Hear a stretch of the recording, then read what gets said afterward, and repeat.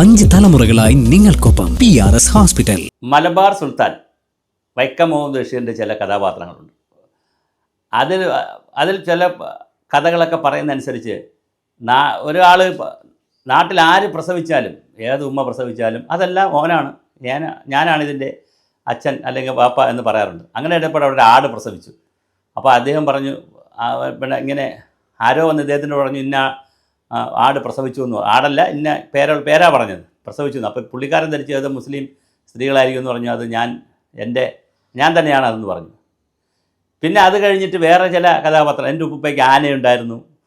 പിന്നെ വേറെയും ചില കഥാപാത്രങ്ങളുണ്ട്. ഈ കണാരൻ എന്ന് പറഞ്ഞൊരു കഥാപാത്രമുണ്ട്, ചാനലിലൊക്കെ വരുന്നൊരു കണാരൻ കഥാപാത്രമുണ്ട്. ആ കണാരൻ ഒരു ദിവസം അങ്ങനെ ഇരുന്നപ്പം, ചായപ്പീടികയിലിരുന്നപ്പം അടുത്തൊരാൾ കുത്തിരിക്കുന്നു. ആരാ നോക്കിയപ്പം നെഹ്റു പറയുകയാണ്. നെഹ്റുവിന് ഇങ്ങനെ വരുന്ന ചായ വാങ്ങിച്ചു കുടിച്ചുകൊണ്ട്. അപ്പം ചായ കുടിച്ചപ്പോൾ ഞാൻ നെഹ്റുവിനോട് ചോദിച്ചു, അങ്ങക്ക് ഇനി രാഷ്ട്രപതി ആവണോ? അപ്പം നെഹ്റു പറഞ്ഞു, എനിക്കിപ്പോൾ ആവേണ്ട, കുറച്ച് കഴിഞ്ഞിട്ട് വന്നാൽ മതി. ഇത് 3 സംഭവങ്ങളാണ്. 4മതൊരു സംഭവം, ഒരാൾ പിന്നെ മാനസികരാശുപത്രിയിൽ ചെന്നപ്പോൾ അടുത്ത പുതിയ ആളിനെ കൊണ്ടുവന്നപ്പോൾ പഴയ ആളുകളെല്ലാം കൂടി അടുത്ത് ചോദിച്ചു, നിൻ്റെ പേരെന്തടാന്ന് ചോദിച്ചു. അപ്പോൾ പറഞ്ഞു ജവഹർലാൽ നെഹ്റു. അപ്പോൾ മറ്റുള്ള എല്ലാം ചിരിച്ചിട്ട് പറഞ്ഞു, ഞങ്ങളും ആദ്യം ഇവിടെ വന്നപ്പോൾ അങ്ങനെ തന്നെ ഇടാ പറഞ്ഞതെന്ന് പറഞ്ഞു. അപ്പോൾ ഞാനിതൊക്കെ സൂചിപ്പിച്ചത്, ഈ കഴിഞ്ഞ ദിവസങ്ങളിൽ വലിയൊരു ട്രോള് കേരളത്തിൽ ഓടുന്നുണ്ട്.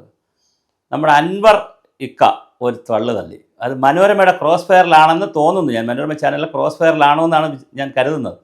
ഒരു തള്ളു തള്ളി കളഞ്ഞു. അപ്പോൾ അതൊരു വല്ലാത്ത തള്ളായിപ്പോയി. നമ്മുടെ ശശിയേട്ടനുണ്ടല്ലോ, നമ്മുടെ പിന്നെ CMൻ്റെ ഓഫീസിലെ ശശിയേട്ടനെ, കണ്ണൂർ ശശിയേട്ടനെ സംസ്ഥാന സെക്രട്ടറി ആക്കാനാണ് പിണറായി വിജയൻ തീരുമാനിച്ചത്. പക്ഷേ MV ഗോവിന്ദൻ മാഷ് വന്ന് അൻവറിനെ കണ്ടു പറഞ്ഞു, എന്നെ എന്തായാലും ഇപ്രാവശ്യം ആക്കിയില്ലെങ്കിൽ ഞാൻ ആത്മഹത്യ തളയും, തൂങ്ങിച്ചത്തളയും, നീ ആക്കടാ എന്ന് പറഞ്ഞ് അവസാനം വലിയ ഇതായിട്ട് PV അൻവർ നേരെ ചെന്ന് പിണറായിയെ കണ്ടു പറഞ്ഞു, നിങ്ങൾ ഗോവിന്ദൻ മാഷിനെ ഇപ്രാവശ്യത്തെ സംസ്ഥാന സമ്മേളനത്തിനാക്കണ ഇല്ലേ സെക്രട്ടറി ആയിട്ട്, ആക്കില്ലെങ്കിൽ ഞാൻ ചത്തളയുമെന്ന് പറഞ്ഞു. അങ്ങനെ ആത്മഹത്യയാവും. അപ്പോൾ ഉടൻ തന്നെ പറഞ്ഞു, ഈ ക്രോസ് ഫെയറിൽ പറഞ്ഞതാണ് തമാശ. അങ്ങനെയൊക്കെ ഉണ്ടെങ്കിൽ തന്നെ ഒരു പാർട്ടിയുടെ സംസ്ഥാന സെക്രട്ടറിയൊക്കെ തീരുമാനിക്കുന്നതിൽ പിന്നെ PV അൻവറിന് ഇത്രയും റോളൊക്കെ ഉണ്ടെങ്കിൽ പിന്നെ കൊള്ളാമല്ലോ. അങ്ങനെ ഉണ്ടെങ്കിൽ തന്നെ അത് തള്ളാമോ? ചില രഹസ്യങ്ങളൊക്കെ പറയാതിരിക്കുന്നില്ല എന്നുള്ളത്. അതിനകത്ത് വേറൊരു കാര്യം കൂടെ കയറ്റിക്കളഞ്ഞു. ആ ക്രോസ് ഫെയറിനകത്ത്, ആ ഇൻ്റർവ്യൂവിനകത്ത് ശശി പാർട്ടി സെക്രട്ടറി ആവാതിരുന്നത് അൻവർ പറഞ്ഞിട്ടാണ്, ഗോവിന്ദൻ മാഷിനെ ആക്കിയത് അൻവർ പറഞ്ഞിട്ടാണ്, മരുമോൻ ഇതിൻ്റെ ഇടയിൽ കൂടി മരുമോനെ കുത്തിക്കയറ്റാൻ ശ്രമിച്ചതും തടഞ്ഞത് അൻവറാണ്, അല്ലെങ്കിൽ അൻവർ അതിനകത്ത് അഭിപ്രായം പറഞ്ഞു എന്നൊക്കെയാണ് പറയുന്നത്. എന്തൊരു കാര്യം തള്ളുന്നത്. ഇങ്ങനെയൊക്കെ പറയാൻ പാടുണ്ടോ? അങ്ങനെയാണോ ഇതിനകത്ത് CPM-നകത്തൊക്കെ സംസ്ഥാന സെക്രട്ടറി എടുക്കുന്നത്? അപ്പോൾ ശശിയെ ആക്കണമെന്ന് രാഖി രാമാനം ശശിയെ ആക്കാൻ വേണ്ടി മുഖ്യമന്ത്രി അറിയുന്നു. മുഖ്യമന്ത്രി ആഫീസിൽ നിന്ന് അത് ലീക്കാവുന്നു. അത് നേരെ ഗോവിന്ദൻ മാഷ് അറിയുന്നു. അദ്ദേഹം അൻവറിനെ പോയി കാണുന്നു. അൻവറെ എനിക്കിത് നടത്തുന്നതിൽ ഞാൻ ആത്മഹത്യയൊന്നും അല്ല, പാർട്ടി പ്രവർത്തനം മതിയാക്കുമെന്ന് പറയുന്നു. അൻവർ നേരെ ചെന്ന് പറഞ്ഞ് CM-നോട് പറഞ്ഞു, പിണറായി ഇപ്പോൾ ഇദ്ദേഹത്തിനെ മാറ്റിയില്ലെങ്കിൽ ഞാൻ രാജിവെക്കും, അല്ലെങ്കിൽ ഞാൻ ആത്മഹത്യ ചെയ്യും എന്നൊക്കെ പറഞ്ഞു. അങ്ങനെ നമ്മുടെ അൻവറിക്കയുടെ സമയോചിതമായ തത്വാധിഷ്ഠിതമായ നിലപാടിൽ ഗോവിന്ദൻ മാഷ് AK സെൻറ്ററിൽ വീണ്ടും സെക്രട്ടറിയായി.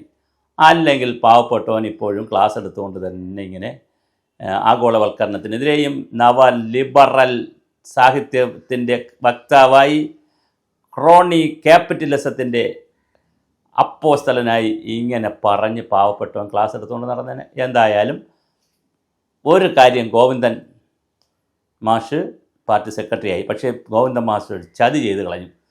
അൻവർ പിടിച്ച് അൻവറിൻ്റെ സഹായത്തോടെ സെക്രട്ടറി ആക്കിയിട്ട് ആ അൻവറിനൊരാപത്ത് വന്നപ്പോൾ സഹായിച്ചില്ല. എന്തു ചെയ്യാനാ? കഷ്ടം. രാഷ്ട്രീയത്തിൽ എന്തെല്ലാം കാണണം.